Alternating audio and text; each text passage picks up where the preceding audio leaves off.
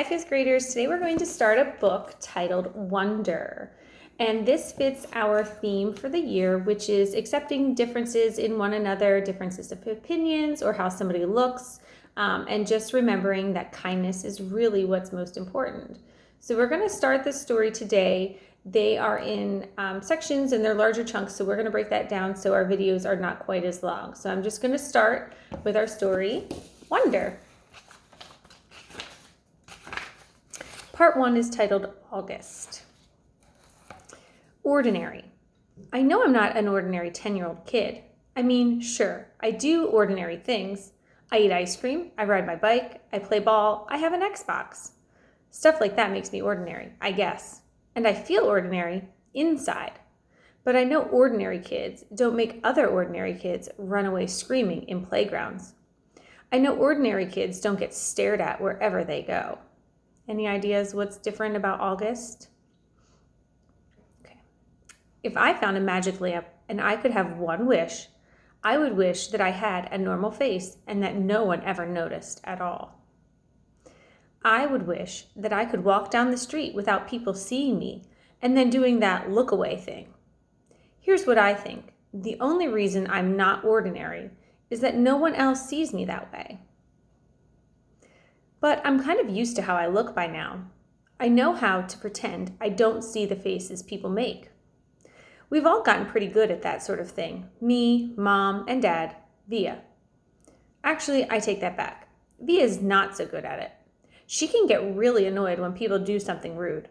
Like for instance, one time in the playground, some older kids made some noises. I don't even know what the noises were. Exactly, because I didn't hear them myself. But Via heard, and she just started yelling at the kids. That's the way she is. I'm not that way. So what would you do if your sibling, people stared at them or made fun of them? Would you defend them or would you just ignore them? What type of personality are you? Via doesn't see me as ordinary. She says she does, but if I were ordinary, she wouldn't feel like she needed to protect me as much. And Mom and Dad don't see me as ordinary either. They see me as extraordinary. I think the only person in the world who realizes how ordinary I am is me. My name is August, by the way. I won't describe what I look like. Whatever you're thinking, it's probably worse. The next section is titled, Why I Didn't Go to School. Next week, I start 5th grade. Since I've never been to a real school before, I am pretty much totally and completely petrified. People think I haven't gone to school because of the way I look, but that's not it. It's because of all the surgeries I've had. 27 since I was born. The bigger ones happened before I was even 4 years old, so I don't remember those. But I've had 2 or 3 surgeries every year since then, some big, some small. And because I'm little for my age, and I have some other medical mysteries that doctors never really figured out, I used to get sick a lot. That's why my parents decided it was better if I didn't go to school. I'm much stronger now, though. The last surgery I had was 8 months ago, and I probably won't have to have any more for another couple of years. Mom homeschools me. She used to be a children's book illustrator. She draws really great fairies and mermaids. Her boy stuff isn't so hot, though. She once tried to draw me a Darth Vader, but it ended up looking like some mushroom-shaped robot. I haven't seen her draw anything in a long time. I think she's too busy taking care of me and Via. I can't always say I wanted to go to school because that wouldn't exactly be true. What I wanted was to go to school, but only if I could be like every other kid going to school. Have lots of friends and hang out after school and stuff like that. I have a few really good friends now. Christopher is my best friend, followed by Zachary and Alex. We've known each other since we were babies. And since they've always known me the way I am, they're used to me. When we were little, we used to have playdates all the time. But then Christopher moved to Bridgeport in Connecticut. That's more than an hour away from where I live in North River Heights, which is at the tip top of Manhattan. And Zachary and Alex started going to school.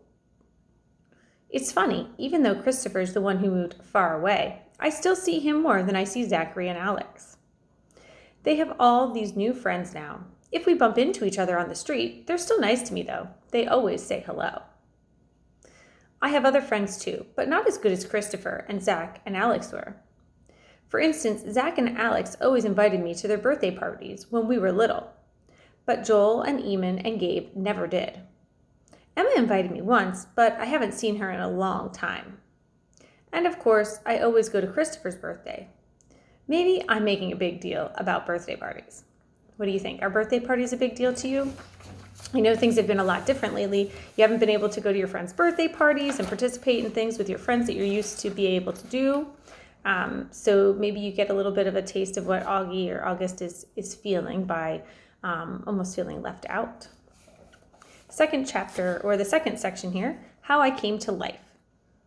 I like when Mom tells this story because it makes me laugh so much. It's not funny in the way a joke is funny, but when Mom tells it, Vi and I just start cracking up. So when I was in my mom's stomach, no one had any idea I would come out looking the way I look. Mom had Via 4 years before, and that had been such a walk in the park, Mom's expression, that there was no reason to run any special tests. About 2 months before I was born, the doctors realized there was something wrong with my face, but they didn't think it was going to be bad. They told Mom and Dad I had a cleft palate and some other stuff going on. They called it small anomalies. There were 2 nurses in the delivery room the night I was born. One was very sweet and nice. The other one, Mom said, did not seem at all nice or sweet. She had very big arms, and here comes the funny part. She kept farting. Like she'd bring Mom some ice chips and then fart. She'd check Mom's blood pressure and fart. Mom says it was unbelievable because the nurse never even said, "Excuse me." Meanwhile, Mom's regular doctor wasn't on duty that night, so Mom got stuck with this old cranky kid doctor she and Dad nicknamed Doogie after some TV show or something. They didn't actually call him that to his face. But Mom says that even though everyone in the room was kind of grumpy, Dad kept making her laugh all night long. When I came out of Mom's stomach, she said the whole room got very quiet. Mom didn't even get a chance to look at me because the nice nurse immediately rushed me out of the room. Dad was in such a hurry to follow her that he dropped the video camera, which broke into a million pieces. And then Mom got very upset and tried to get out of bed to see where they were going, but the farting nurse put her very big arms on Mom to keep her down in the bed. They were practically fighting because Mom was hysterical and the farting nurse was yelling at her to stay calm, and then they both started screaming for the doctor. But guess what? He had fainted. Right on the floor. So when the farting nurse saw that he had fainted, she started pushing him with her foot to get up, wake up, yelling at him the whole time.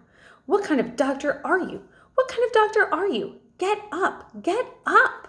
And then all of a sudden, she let out the biggest, loudest, smelliest fart in the world. Mom said it was the smelliest fart in the history of farts. Mom thinks it was actually the fart that finally woke the doctor up. Anyway, when Mom tells this story, she acts out all the parts, including the farting noises. And it is so funny. Mom says the farting nurse turned out to be a very nice woman. She stayed with Mom the whole time. Didn't leave her side even after Dad came back, and the doctors told them how sick I was. Mom remembers exactly what the nurse whispered in her ear when the doctor told her I probably wouldn't live through the night. "Everyone born of God overcometh the world." And the next day, after I lived through the night, it was that nurse who held Mom's hand when they brought me to meet her for the first time. Mom says by then they had told her all about me. She had been preparing herself for the seeing of me. But she says that when she looked down into my tiny mushed up face for the first time, all she could see was how pretty my eyes were. Mom is beautiful, by the way, and Dad is handsome. Via is pretty, in case you were wondering.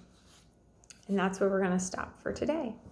So what are your thoughts about August's life so far? We heard what it was like for his parents when he was first born, and now he's anxious to start school. So I want to see your feedback and feelings on our Google page. All right, can't wait to hear them.